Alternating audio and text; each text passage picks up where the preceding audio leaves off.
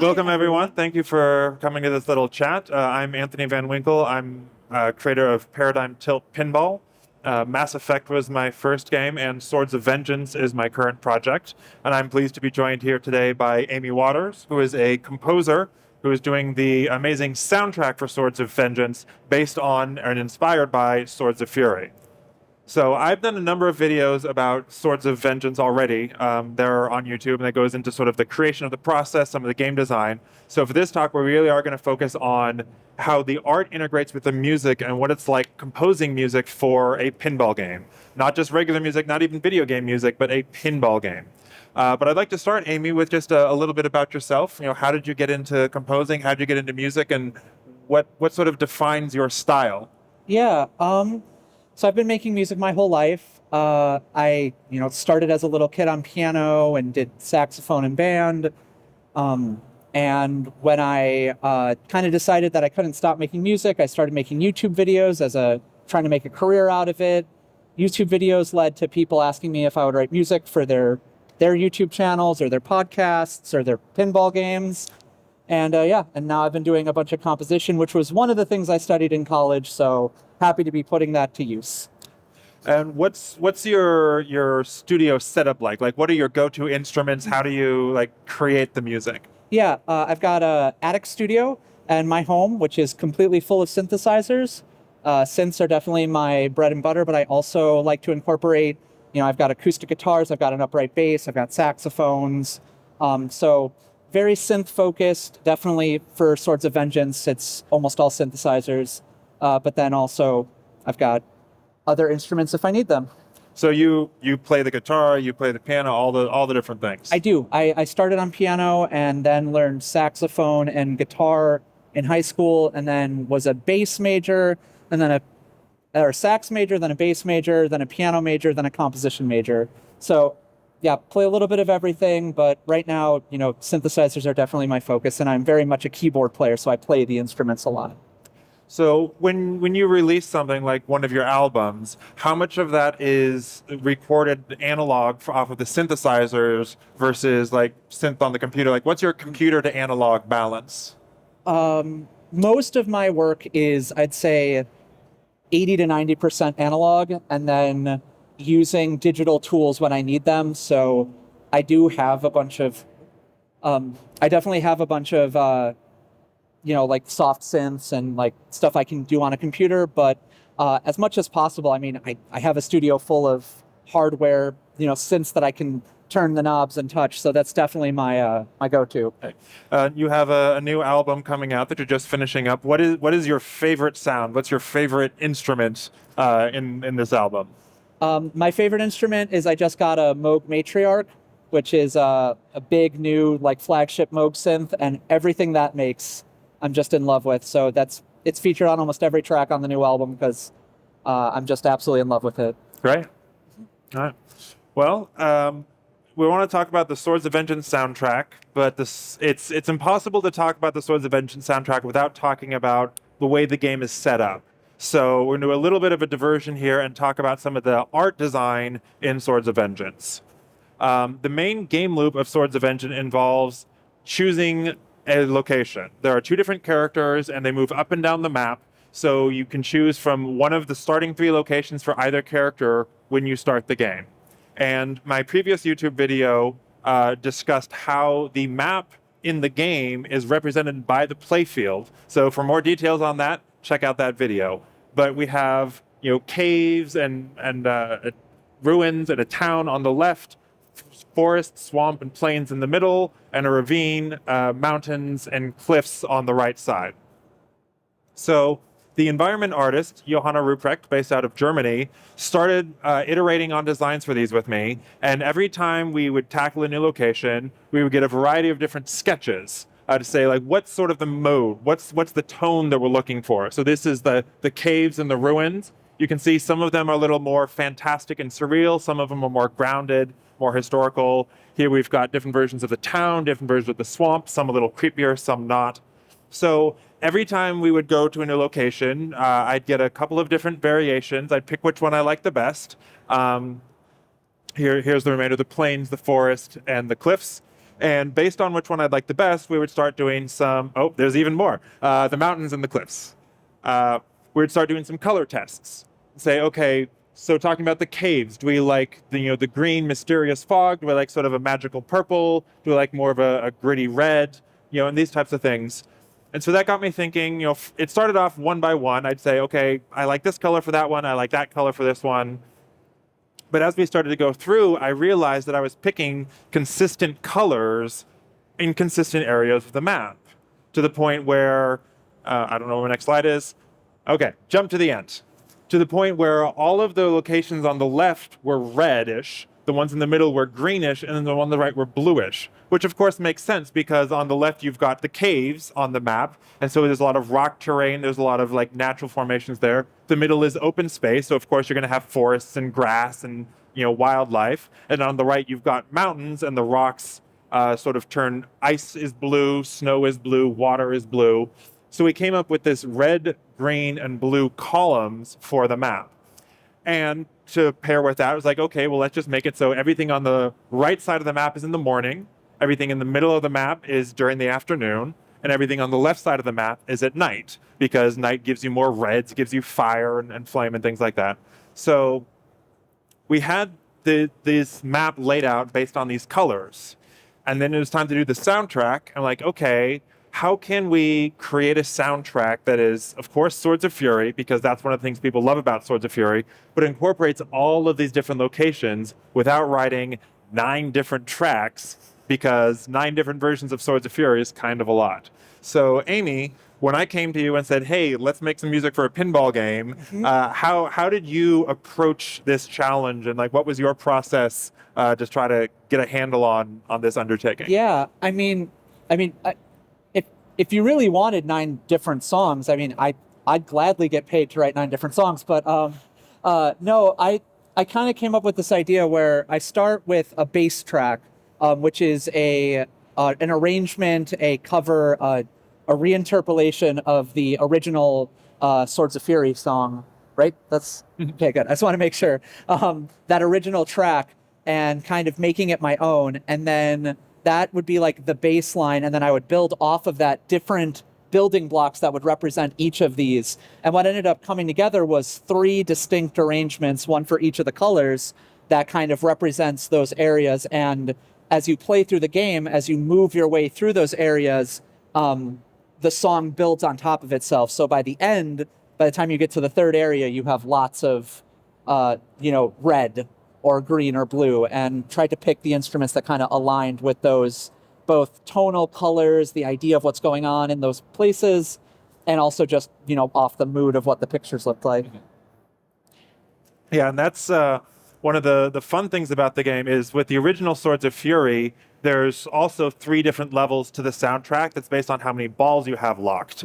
And so we're taking that idea, but instead of being the balls you have locked, it's how far you've progressed in the map determines how much of that color's flavor you get added to the bass track. But then the bass track also has 3 different variations, which are used for the ball lock or the ball that you're on. So the number of possible soundtrack combinations you have is very large, even before we add the bells.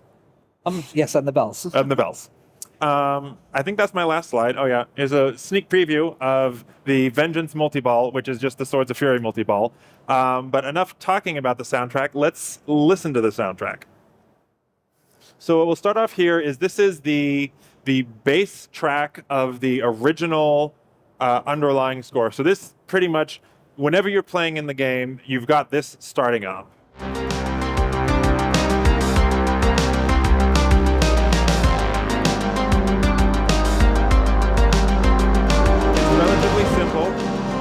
But it does have, it's Swords of Fury. There's no question that you're playing Swords of Fury when this comes on.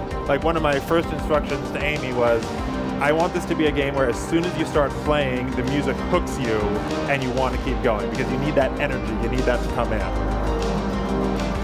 And so this is the first version of the bass line.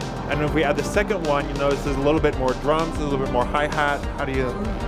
I'm trying to remember because I've written so many different pieces. So let's listen to it and then we'll talk about it.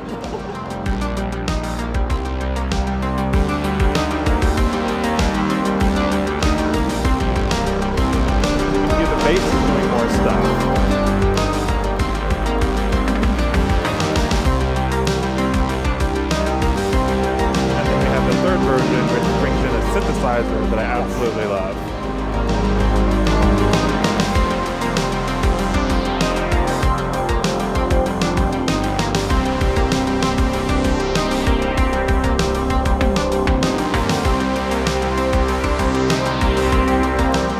And that will just go forever. Yeah. And actually, if you like took the time to go back and forth between those three different versions you heard there, there's also like subtle changes in the way that the drums are programmed and the way that you were pointing out the bass becomes more gains more momentum as it goes on. So everything I tried to, I started at a place like you said where you start and you're in it and it hooks you, but then I always wanted whatever is happening, if something's changing, that it's not just like one thing, that the whole song is kind of evolving as you go. So let's bring up our simple bass line and listen to some of these flavors. So we'll start with the blue. Now the blue is all about verticality. It's using the ramps, it's using the drops. So it's about, it's very light, it's very airy. You're on a mountaintop, you're climbing a cliff. So the tone here is very sort of like ethereal.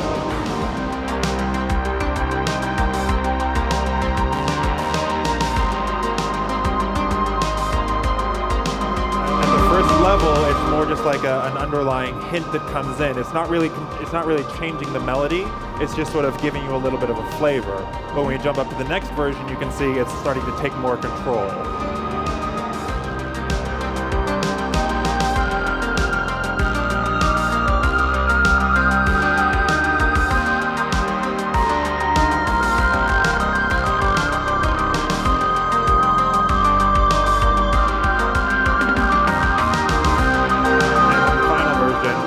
In its own melody that sort of lets you know you've reached the end of this journey.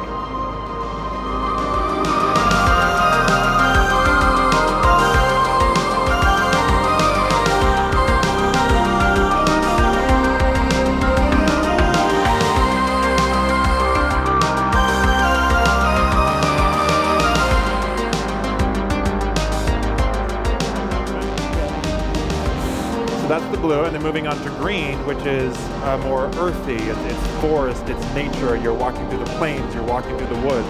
So this has got much more of a almost, how would you describe it? Not to put you on the spot. No, it's okay. If I remember, and I might be misremembering this, but I do remember, I believe some of those pieces for blue, I think I originally wrote them for green, thinking like fields are big and open and breezes and stuff, and you heard them and you're like, this is perfect for blue, this is blue. And I was like, oh, okay, cool, I got something done, wonderful.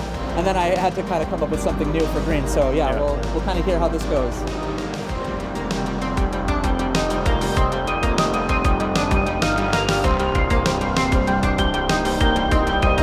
Okay, in the beginning it's just a little bit of a layer. And we can ramp it up a bit.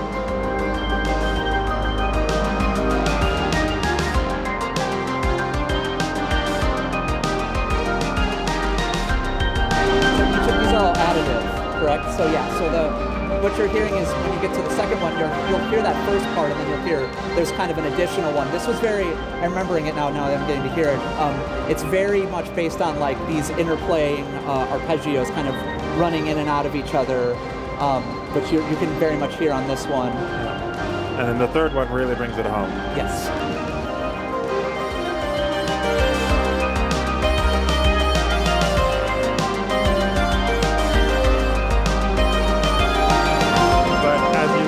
Like this is an original composition, but it is still Swords of Fury. Like there's no doubt that you're listening to Swords of Fury right now, which is exactly the point. Yeah, the further you get along in each area, the more I was able to kind of add my own things to it, because the original Swords of Fury song only has so much stuff, and I don't want to just 100% recreate it. I'm kind of taking it, capturing its energy, and then kind of doing something hopefully elevated with it. But then with these, it was really fun to kind of get to, have each one add a different feeling or a vibe from this kind of sounds I like to make. Yeah. The blue being I'm really into like ambient music, so there's a lot of like ethereal, like windy kind of sounds, and then the green one we get to bring in that lead at the end, and also those arpeggios, and then we get to do the red one. which is, so the red is the most man-made. I mean, the caves are nature-made, of course, but you also have the ruins and the town. So this is sort of enclosed structures. It's nighttime. There's more sort of that artificial feel to it, which is why the red has a very distinct flavor to it. And we're bringing the first red, which is actually very subtle. So I'm going to pull out the bass line just to solo that red so you can see how subtle it is.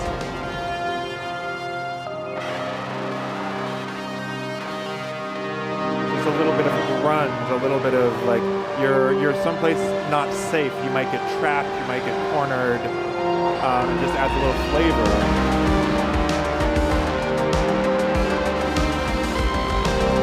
And then the second red, sort of, you've survived the first challenge, you're on to something stronger, you're feeling better. This is one of my favorites.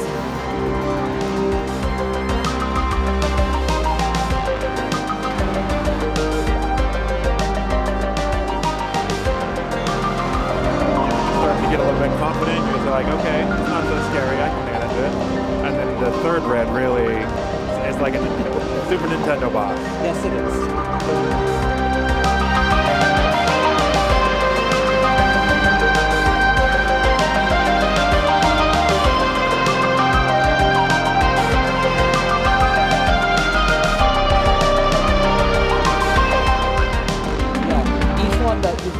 The third tier, they're very similar in a lot of ways, because the first tier is kind of ambience, tone setting. The second one is adding a rhythmic element, and then the third one most of the time is it's almost like a lead. And that was that was very interesting to do, because one of the first notes you gave me is like, I love like the guitar solo from the original, that like where it just kind of goes off. So I kind of got to do 3 distinct versions of that on each version, with different sounds. And then there's, on the topic of game design, one of the challenges with a pinball game, especially something that's, unique and has a lot of modes, that has a lot of rules, is communicating things to the player. Because sure, there's a back box, there's a display, but players are looking at the playfield, they're not looking at the display. But when you're taking a conversion kit like Swords of Fury, you don't have more inserts, you don't have RGB lighting, so there's not a lot of ways you can communicate things to the player. But if there's an awesome soundtrack that they're digging, you can use the soundtrack to communicate things as well. So we mentioned the bells earlier, and this is another thing that I love, where in Swords of Vengeance, the modes are not timed, and the modes are not objective-based. They wear down based on how much you've done. So the more you do, the closer you get to the end. Completing a hero shot, locking a ball, that takes up a lot of time. Doing like flipping the flippers takes up a tiny amount of time. So there's no guaranteed amount of time that a player will play. So to let them know that the sound is, that their turn is coming up, we have the bells. So if we bring in the music, playing along, everything's good, and then,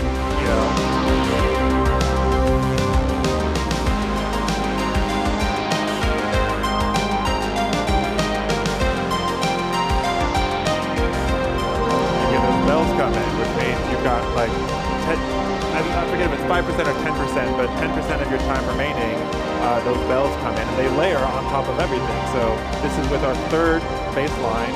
We can throw it over the blues.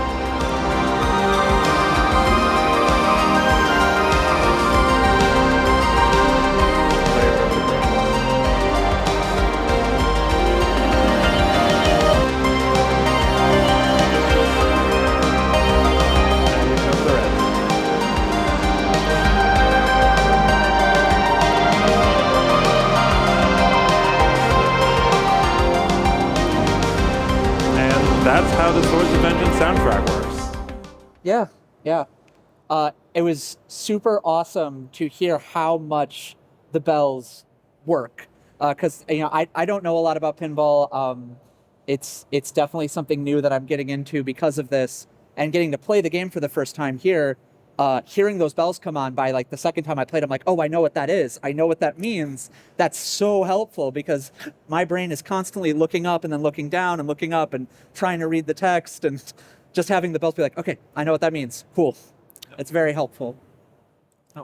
And that's all the material we have for today. Do we do Q&A? Is this the questions sort of forum? Sure. Okay. Cool. If there are any questions. At what? So the question is about when the music comes in, are we fading it? And this is for the layering. Okay, so the question is when you're moving from one location to another. Now, each location ends with a boss fight, which has its own music, which I guess that'll be the next video. You have the boss fight, and then you go to the campfire, which is sort of your time. Going in raw, like each individual part mixed down, then and you didn't have any of that kind of binding agent to kind of pull it together, it would be really hard on your part to have to do all of that in engine. So I think having them broken down into these like kind of chunks of songs so that you have all of that other, additional mixing work done really helps a lot. Any other questions? All right. Thank you all for coming. Before we break, Amy, you have a new album coming out. Yes. Yes. What do you want to plug? Where can people find you, learn more, hear some of your stuff? Yeah. My name is Amy Waters. I've got a YouTube channel. If you just search Amy Waters on YouTube, I've got over 300 covers of video game, movie soundtracks, all sorts of cool stuff. New album is coming out on June 30th. You can find it on my Bandcamp, which is Amy Waters on Bandcamp at Bandcamp. I'm on social media, but I'm trying to be on social media less. So the best thing is to check, the main places that I upload music, and you'll find it all there. Hoping to, in the coming months, once we have all of the pieces together, put together a soundtrack for this, so that all of these will be able to be listened to in soundtrack mixes. Because I know, at least for me, there's going to be stuff I'm writing for the end game that I know I will never hear in the board, like when I'm playing it. So I want to be able to have that for people who maybe don't make it all the way to the end. Yeah. Sorry, I just had to go back to this slide for the spelling. AMIE. Thank you. Yes. Sorry. Thank you for coming all the way up from Portland, bringing the family up to the show. I am Anthony Van Winkle with Paradigm Tilt, also on YouTube, Paradigm Tilt. You can see the other videos I mentioned about Swords of Vengeance, how the playfield is designed, how the map comes together. I guess this will be on the YouTube as well. That's probably where you're watching it. So thank you, Northwest Pinball. Thank you, Fast, for hosting this, and have a great show. I think